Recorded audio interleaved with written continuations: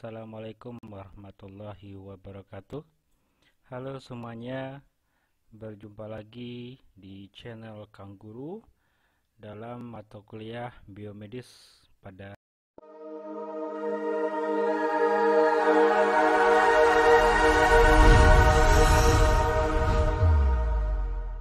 konsep fluida dalam bidang kesehatan, khususnya dalam bidang keperawatan. Ada dua video pembelajaran yang akan kalian pahami pada kesempatan kali ini. Pada video pertama ini, saya akan memberikan penjelasan konsep umum tentang fluida,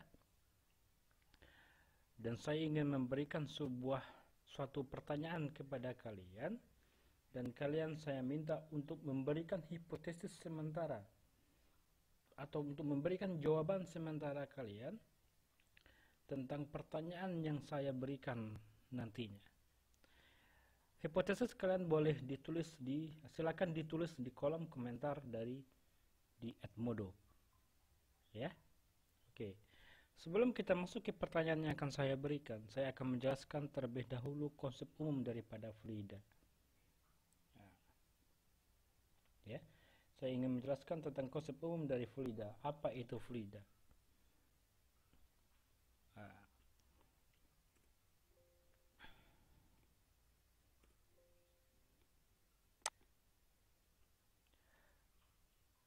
Ketika kita berbicara tentang yang namanya fluida, ya, ada beberapa hal yang harus kita pahami. Ada banyak benda yang merupakan bagian atau merupakan yang memiliki karakteristik sesuai dengan fluida, sehingga benda tersebut disebut sebagai fluida. Nah, salah satu karakteristik daripada fluida adalah fluida merupakan zat yang dapat mengalir atau zat alir. Dalam banyak sumber dikatakan bahwa ada dua zat yang merupakan bagian dari fluida, yaitu zat cair dan juga zat gas. Mengapa zat cair dan zat gas disebut sebagai fluida? Salah satu alasannya adalah karena air dan gas itu dapat mengalir. Saya misalkan seperti ini, andaikan kita memiliki 3 buah benda. Ada air, gas, dan juga batu. Dari air, gas, dan batu, yang mana yang dapat mengalir? Air dapat mengalir, gas dapat mengalir, tapi batu tidak dapat mengalir. Batu sifatnya adalah dia berguling atau meluncur, begitu. Tidak bisa mengalir. Sifat kedua daripada fluida adalah, misalkan kita lihat dari 3 benda di sini. Fluida, kalau misalkan gas, fluida dapat menyesuaikan bentuknya dengan wadah yang ditempatinya. Andaikan wadahnya bulat, kita misalkan ada gas seperti balon, maka fluida bisa menyesuaikan bentuknya seperti balon. Misalkan andaikan wadahnya segi 4 atau dalam bentuk kubus, kotak, maka fluida bisa menyesuaikan bentuknya, atau air bisa menyesuaikan bentuknya dengan wadahnya yang bentuk kotak. Atau wadahnya berbentuk tabung. Fluida seperti air, gas, ataupun minyak itu bisa menyesuaikan bentuknya dengan tabung. Itu merupakan ciri-ciri umum daripada fluida. Kalau kita khususkan lagi, kita lihat zat cair. Kalau dilihat dari molekulnya, molekul dari zat cair itu terikat secara longgar. Dia longgar. Kalau dia longgar, artinya dia mudah untuk menyesuaikan dengan wadahnya. Selanjutnya, tekanan yang terjadi dalam suatu zat cair itu karena adanya gaya gravitasi bumi. Selanjutnya, yang terakhir itu tekanan terjadi secara tegak lurus pada bidang. Dia menyesuaikan dengan bidangnya. Sedangkan pada gas, kenapa gas itu disebut sebagai fluida? Karena dilihat dari molekulnya dia bergerak bebas. Makanya dapat dikatakan dapat menyesuaikan bentuk dengan wadahnya. Dia bergerak bebas. Dia tidak terikat. Nah, tekanan gas itu bersumber pada perubahan momentum. Jadi ada tekanan di dalam satu gas. Itu terjadi akibat dari karena molekul dari gas itu bergerak bebas, maka akan terjadi suatu tumbukan yang menyebabkan adanya momentum. Selanjutnya tekanan terjadi tidak tegak lurus pada bidang. Nah, bagaimana dengan batu? Kenapa batu tidak merupakan bagian dari fluida? Karena batu itu molekulnya bersifat terikat, makanya dia tidak bisa menyesuaikan dengan wadahnya dan juga tidak bisa mengalir. Itu ciri-ciri daripada fluida itu sendiri. Nah, berbicara tentang fluida, hal yang paling banyak hubungannya atau hal yang paling pertama yang ada hubungannya dengan konsep dalam bidang kesehatan itu adalah konsep tekanan dalam suatu zat cair. Ya, konsep tekanan dalam zat cair. Nah, sebelum kita masuk dengan tekanan dalam suatu zat cair, bagaimana kita lihat dulu bagaimana konsep tekanan secara umum. Tekanan itu didefinisikan atau dirumuskan sebagai besarnya gaya yang diberikan pada suatu luas penampang tertentu. Ada gaya yang diberikan, ada benda dengan suatu luas tertentu yang menjadi sub-objeknya, maka kita bisa dapat menghitungkan tekanannya. Kita misalkan seperti ini. Andaikan saya memiliki dua buah benda, benda satu, benda dua. Benda satu atau benda ini merupakan paku. Benda satu itu runcing, atau dapat kita katakan luas penampangnya kecil, A-nya kecil. Benda dua yang merupakan paku juga, tapi dia tidak runcing atau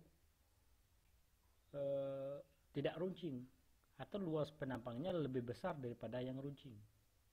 Nah, apabila kedua paku ini, yang satu runcing, yang satu tidak runcing, dipukul dengan gaya yang sama, gayanya kita misal F sama dengan 10 Newton, F-nya 10 Newton, mana yang lebih mudah tertancap?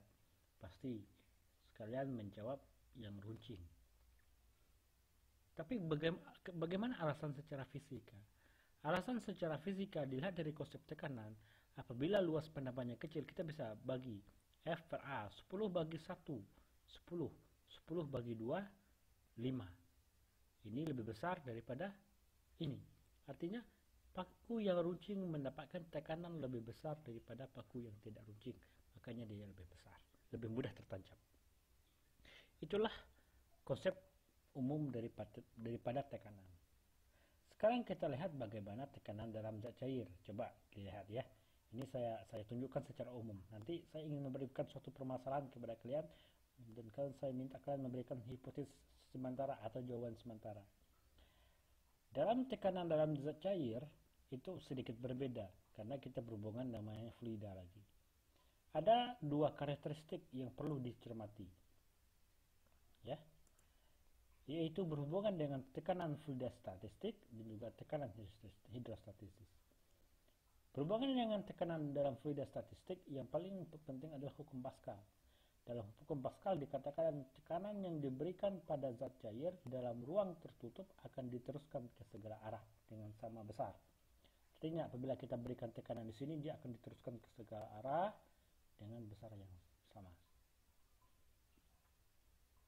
Konsep yang kedua itu adalah tekanan hidrostatis. Ini yang paling penting. Tekanan dalam suatu zat cair atau fluida. Maka sama. Apa yang mempengaruhi tekanan dalam suatu fluida? Kalau dilihat dari rumus umum, ya, itu dikatakan ya bahwa yang mempengaruhi tekanan dalam suatu fluida itu adalah yang pertama gravitasi, yang kedua kedalaman, yang ketiga massa jenis benda. Benda atau massa jenis daripada air dan juga minyak goreng itu berbeda. Semakin besar massa jenisnya, maka tekanan yang didapatkan semakin besar. Atau kedalaman, semakin dalam itu semakin besar tekanan.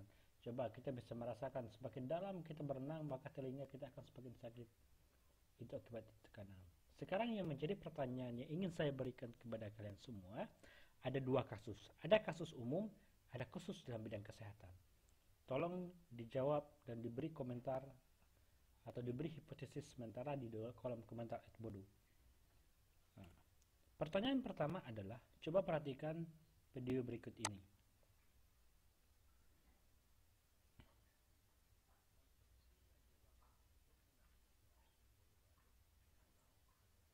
Dalam video berikut ini, itu menunjukkan sebuah bendungan.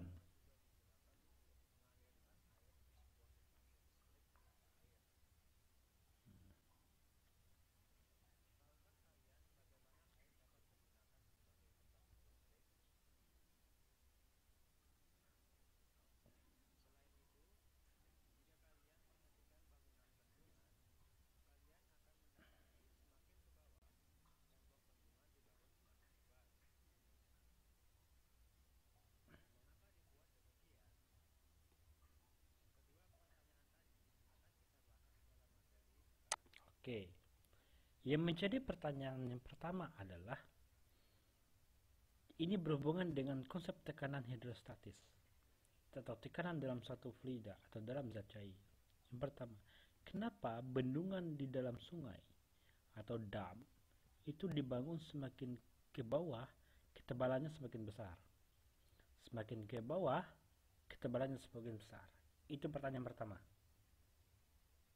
Pertanyaan kedua adalah, di rumah sakit kalian